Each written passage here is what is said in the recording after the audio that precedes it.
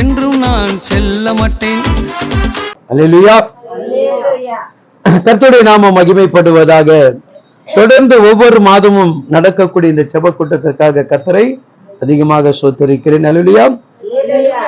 இன்றைக்கு நீங்கள் கர்த்தருடைய நாமத்தினால் புதிய நாமத்தை தரித்து கொள்ளும்படியாக அழைக்கப்பட்டு இருக்கிறீர்கள். இந்த நாமத்தை, புதிய நாமத்தை தரித்து கொள்ளும்படியாக அழைக்கப்பட்டு இருக்கிறீங்க. ஏசாயா 62 அதிகாரம்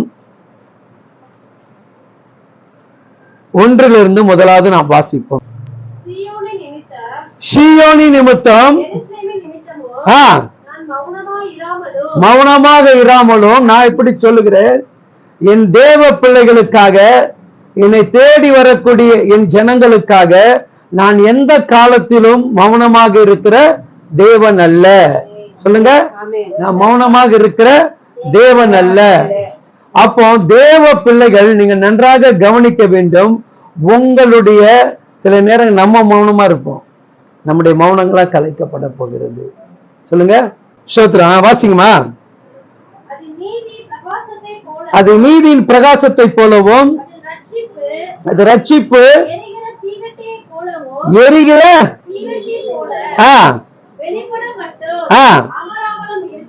அல்லேலூயா. உங்க வாழ்க்கையில் வெளிச்சத்தை வருகிற வரைக்கும், உங்க வாழ்க்கையில் விடியலை வருகிற வரைக்கும் என் தேவன் ஒருபோது அமர்ந்திருக்க மாட்டார். அல்லேலூயா.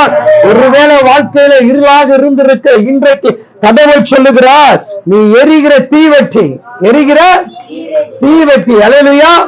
பலரை எரிக்கக்கூடிய ஒரு கோடாரியை போல கடவுள் என்ன பண்றாராம், நம்மளை உருவாக்க விரும்புகிறார். இந்த கடைசி காலத்துல தேவ பிள்ளைகளுடைய வாழ்க்கையில் நீங்கள் சாதாரணமாக எந்த ஒரு பிரச்சனையும் அணுகாதீங்க. அல்லேலூயா.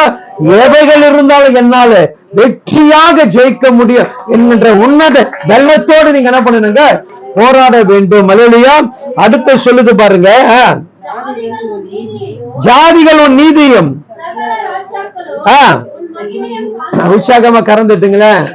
நான் இப்படி சொல்றேன், நண்பான தேவ பிள்ளைகளே, உன் சொந்தம், உன் பந்தம், உறவு, மாமனார், நாத்தினார், மச்சினார் எல்லாரும் என்ன பண்ண போறாங்க, உங்களை பார்க்க போறாங்க, உங்களுடைய வாழ்க்கையை பார்க்க போகிறாங்க. நீங்கள் ஆசீர்வதிக்கப்பட்டு இருக்கிற அந்த ஆசீர்வாதத்தை பார்க்க போகிறாங்க. உங்களுக்கு கடவுள் கொடுத்திருக்கக்கூடிய அந்த நன்மையை பார்க்க போகிறாங்க. இப்படிப்பட்ட எண்ணற்ற ஆசீர்வாதத்தினால் பரிசுத்த ஆவியினர் உங்களை என்ன பண்ண போறாருங்க, அளவில்லாமல் அவர் நிரப்ப போகிறார். எப்படி நிரப்ப போகிறார்? அளவில்லாமல் நிரப்ப போகிறார். ஆமென் சொல்லுங்க. அல்லேலூயா. அல்லேலூயா. அது யார் காண்பார்களோ, உங்களுக்கு மேல இருக்கக்கூடிய மகிமையை அநேகர் காண்பார்கள். பகையில கைப்பிடிச்சு சொல்லி பாருங்க, எங்க வாழ்வின் ஆசீர்வாதத்தை மற்றவர்கள் பார்க்கும்படியாக இதுவரை இல்லாத ஒரு நாமத்தை எங்கள் தேவன் எங்களுக்கு தரிக்க போகிறார். அங்க சொல்லுது பாருங்க, கர்த்தருடைய வாய் சொல்லும் புது நாமத்தினால் உற்சாகமா இருக்கிறதுங்க. அல்லேலூயா. இது கர்த்தர் சொல்லுகிறார், உன்னை ரட்சித்த தேவன் சொல்லுகிறார், உனக்கு விடுதலை கொடுத்த தகப்பன் சொல்லுகிறார். அவர் என்ன வார்த்தை கொடுக்கிறார்னா, நீ மகிமை. இதை காட்டில் என்ன தெரியுமா, அவர் கையில நீங்க அலங்கார கிரீடமாக இருக்கு. அல்லேலூயா. எப்படி இருக்கிறீங்க? மிகப்பெரிய மகிமைக்குரிய பிள்ளைகளாக இருக்கிறீங்க. அங்க 3வது வசனம் சொல்லுது பாருங்க, நீங்கள்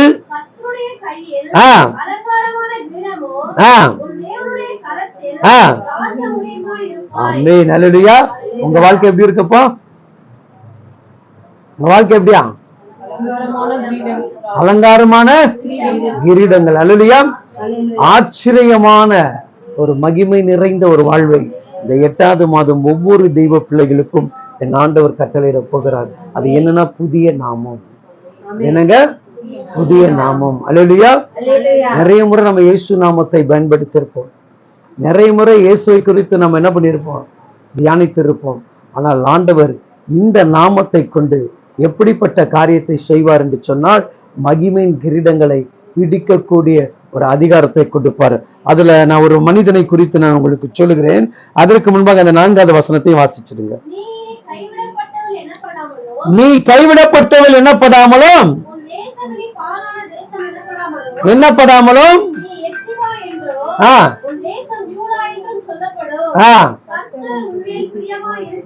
அல்லேலூயா. ஆமென். பக்கத்துல கைவிட்டு சொல்லி பாருங்க, நாங்கள் கைவிடப்படுவதில்லை. பீலாவை போல எப்படி இருப்பீங்களா? ஆசீர்வாதமாக இருப்பீங்களா? அல்லேலூயா. வேதத்துல நிறைய சகோதரிகள், அல்லேலூயா. பாருங்க, பவுலுக்கு உதவி செய்த அத்தனை பேரும் கனம் பொருந்திய ஸ்திரீகள், கனம் பொருந்திய ஸ்திரீகள். அல்லேலூயா. அவர்கள் யாவரும் எப்படிப்பட்ட காரியத்தை செய்தார்கள் என்று சொன்னால், நீங்கள் கடவுளுடைய புது நாமத்தை தரித்து கொண்டு ஒரு ஊழியத்தை தாங்கும் பொழுது, ஒரு ஊழியத்திற்காக நீங்கள் தோள் கொடுக்கும் பொழுது, உங்களுடைய மகிமையின் கிரீடம் என்ன பண்ணுதுங்க? பலருடைய இருளில் இருக்கக்கூடிய வாழ்க்கையை வெளிச்சமாக மாற்றுகிறது. அல்லேலூயா. ஜெபம் குறைஞ்சால், தேவனை தேடுதல் குறைந்தால், சத்துரு சீக்கிரமா ஒன்னு பிடிச்சிரும். அது எந்த ரூபத்தினாலும் நம்மள என்ன பண்ணுவான்? அடிமைப்படுத்துவான். தொடர்ந்து நீங்க ஜெபிக்கும் பொழுதும், தொடர்ந்து வேதங்களை வாசிக்கப்படும் போதுதான் நீங்க காப்பாற்றப்படுவீங்க. வேற எந்த வகையில உங்களை கடவுள் என்ன பண்ண முடியாது?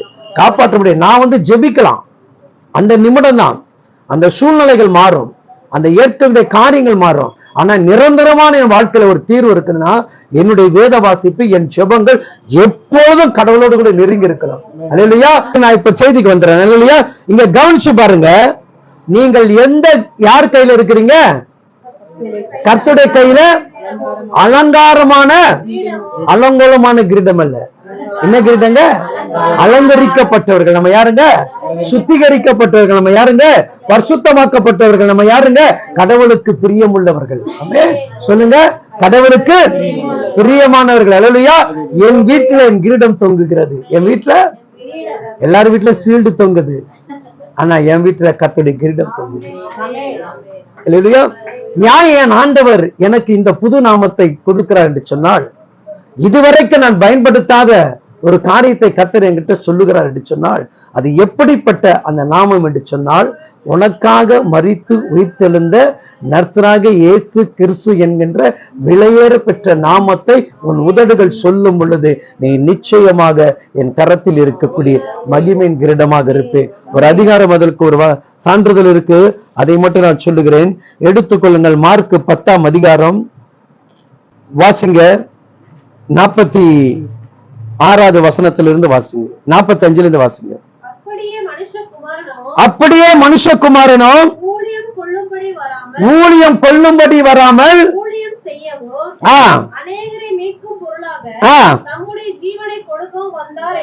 ஆமென். அல்லேலூயா. ஆண்டவர் எதுக்காக வந்தாரா? நீங்கள் நானும் எதுக்காக வந்திருக்கிறோம்?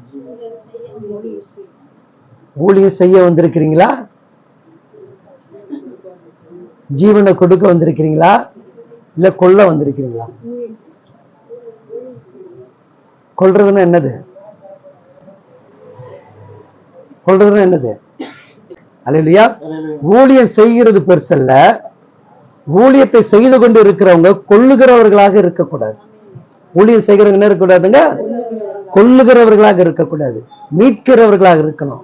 நம்மளா யாரு? நம்ம யாரு? நம் மீட்கப்பட்டபடினால் நாம் பலர் என்ன பண்ணணுமா? மீட்க வேண்டும். அதற்குதான் இந்த ஜீவன். எதற்குதான் இந்த ஜீவன்? இன்னைக்கு என்னை காப்பாற்றலாம்னு என்ன பண்றாரு? இன்னும் என் ஜீவனை கர்த்தர் என்ன பண்றாரு? பலருக்கு பயன்படுத்த வைக்கிறார். அல்லேலூயா. அப்போ உங்களை ஆண்டவர் இன்னைக்கு வைத்திருக்கிறார்னா பலருக்கு ஆசீர்வாதமாக வைத்திருக்கிறார். இப்படி ஆண்டவர் தன்னுடைய சீசர்கிட்ட பேசுறாரு. யார்கிட்ட பேசுறான்னு நினைக்காதீங்க, சீசர்கிட்ட பேசிட்டு இருக்காரு. யார்கிட்ட? சீசர்கிட்ட பேசிருக்காரு. நீங்க என்ன பண்றீங்க? ஊழியம் செய்யறது பெருசு இல்லப்பா, பைபிள் வாசிக்காம ஜெபிக்கிறது பெருசு இல்லப்பா. பைபிள் வாசி ஜெபிச்சாதான் நீ எனக்கு ஊழியம் செய்ய வேண்டும். என்ன சொல்றாரு? ஜெபம் பண்ணா மட்டும் பெருசு இல்ல, நல்லா மைக்க பிடிச்சிட்டு பிரசங்கம் பண்ணா மட்டும் பெருசு இல்ல. இந்த வசனத்தை படிக்கணும், முன்னங்கால் படியிடணும், அதுக்கப்புறம் தான் நீ பிரசங்கமே பண்ணணும். அல்லேலூயா. நான் எதையுமே பண்ணாம அப்படியே வந்து நின்னுட்டு பிரசங்கம் பண்ண என்ன ஆகும்? அங்க என்ன நடக்காது? கர்த்தருடைய மீட்பின் ரட்சிப்பு கிடைக்காது. அல்லேலூயா. அப்ப தேவனுடைய பிள்ளைகள் உன் வாழ்க்கையில நீ ஜெபித்துட்டு போன அந்த வேலையில் இருக்கக்கூடிய நுகத்தின் கட்டுகளை கூட கர்த்தர் இருப்பார். ஜெபம் வேதம் ரெண்டும் உங்கள் இரண்டு கண்களை போல. எப்படிங்க? ஒரு கண்ணை வச்சுட்டு என்ன பண்ண முடியாது? ரொம்ப கஷ்டம் இல்லையா?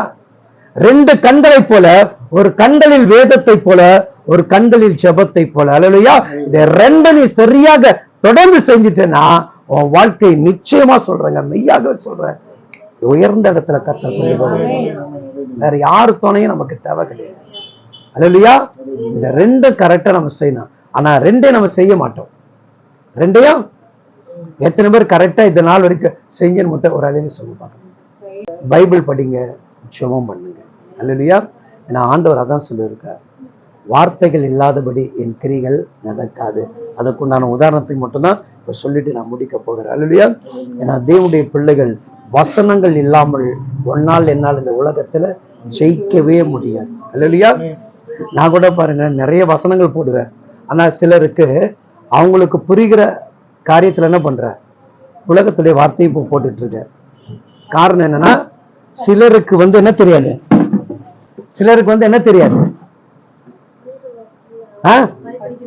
பைபிள் படிக்க தெரியாது. அப்போ அவங்களுக்கு ஏற்றபடி வார்த்தைகள் நம்ம கொடுக்கிறோம் இல்லையா. அப்போ இங்கு தேவன் ஊழியக்காரர்கிட்டையும் சீசர்கிட்ட பேசும்போது ரொம்ப கடினமான வார்த்தைகள் ஆண்டவர் என்ன பண்றாருங்க, பயன்படுத்துற. அது சொல்ல முடியாத சில காரியங்களை பைபிள்ல நமக்கு நிறைய ஆண்டவர் சீசர்களை திட்டினது நிறைய என்ன கிடையாது பைபிள்ல இல்ல. அவர் செய்த நிறைய அற்புதங்களும் பைபிள்ல இல்ல. அதுக்கான கிரேக்க புக் நீங்க பாத்தீங்கன்னு வச்சுங்க, நிறைய காரியத்தை ஆண்டவர் எபிரேயர் மொழியில் இதெல்லாம் பாத்தீங்கன்னா ஏகப்பட்ட காரியங்களை செய்திருக்கிறார். அல்லேலூயா. அப்ப ஏன் ஆண்டவர் சீசர்களை கடினப்படுத்தி உருவாக்குறார் என்று சொன்னால், எல்லா காரியத்தையும் நீங்கள் சாதிக்க வேண்டும். எல்லா காரியத்தையும் நீங்கள் சாதிக்க. பிரச்சனை தான். ஆனா அந்த பிரச்சனை எதிர்கொண்டு ஜெயிக்கிறது யார்? பிரச்சனை எதிர்கொண்டு ஜெயிக்கிறது யாரு? பூனைக்கு கெட்டணும்னு நினைச்சா கெட்டணும்னு நினைக்கிறீங்க. ஓகே, உங்க பாணியே வரும். அது பிறண்டும் ஜிம்மோ எல்லாமே செய்யும் இல்லையா. அது போலதான் உன் வாழ்க்கையில வெற்றி பெற வேண்டும் என்று சொன்னா சில பிரச்சனைகள் போராண்டும், சில போராட்டங்களை நெருக்கம் எல்லாத்தையும் தாண்டி என்ன பண்ணும், முனங்கால் நின்று நீ ஜெயிக்கணும். முனங்கால் நின்று நீ ஜெயிக்கணும். அல்லேலூயா. கடைசி காலத்தில் யுத்தத்தின் செய்திகளை நீங்க கேட்டுக்கொண்டிருக்கிறீங்க, அழிவின் பேரழிவை கேட்டுக்கொண்டிருக்கிறீங்க. நடக்கக்கூடிய சம்பவங்கள் கண்களுக்கு முன்பாக தெரிகிறது. இப்படி காரியத்தை கர்த்தர் ஏன் வெளிப்படுத்துகிறார்? என் வருகை சீக்கிரமாக இருக்கிறது. ஆனா ஆண்டவர் சொன்னார், நோவா காலத்தில் நடந்ததை போல ஆனா நடக்குதா? நடக்குதா? ஜலத்தில் நான் என்ன பண்ண மாட்டேன்னாரு. ஆனா ஏன் அழிவு வருது? ஏன் அழிவு வருது? அவர் வரும் பொழுது இதெல்லாம் எச்சரிப்பினுடைய சத்தங்கள். இதை கேட்டு நம் மனம் திரும்பாத பட்சம் மீண்டும் ஒரு பேரழிவு இருக்கு. சொல்ற பாருங்க, டிசம்பருக்குள்ள இன்னும் ஒரு பேரழிவு உண்டு. அல்லேலூயா. அது தண்ணீர்னாலதான் நடக்கும். காரணம் என்னன்னா, இன்னும் தெய்வ பிள்ளைகள் விழித்திருந்து ஜெபிக்கக்கூடிய பிள்ளைகள் குறைந்து போயிருக்கிறோம். அல்லேலூயா. கொரோனால ஜெபித்த சத்தங்கள் ஓய்ந்து போயிடுச்சு. கொரோனால ஜெபித்த சத்தங்கள் ஓய்ந்து விட்டது. தன் எதிர்காலத்தை மறந்து கடவுளுக்காக திறப்பில் நின்று ஜெபித்த அந்த ஜெபங்கள் மறந்து போயிட்டது. இன்றைக்கு அதனால்தான் கடவுள் சொல்லுகிறார், உனக்கும் எனக்கு எச்சரிப்பின் சத்தத்தை கொடுக்கிறார். அந்த வசனத்துல பாருங்க, அழகாக சொல்லப்படும். வாசிக்குமா? இங்க எடுத்து வாசிங்க. அதிலே 29-30 வாசிங்க. அதற்கு இயேசு என் நிமித்தமாகவும், எது நிமித்தங்க? என் நிமித்தமாகவும் சுவிசேஷ நிமித்தமாகவும் வீட்டையாவது